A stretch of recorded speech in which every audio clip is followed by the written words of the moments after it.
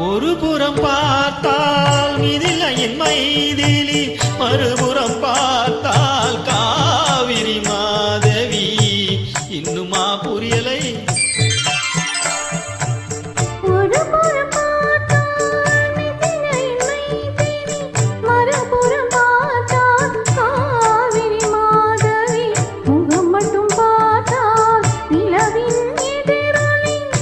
மட்டும் பார்த்தால் நிலவின் எதிரொலி, முழுவதும் பார்த்தால் அவளொரு பைரவி, அவளொரு பைரவி, அவளொரு பைரவி.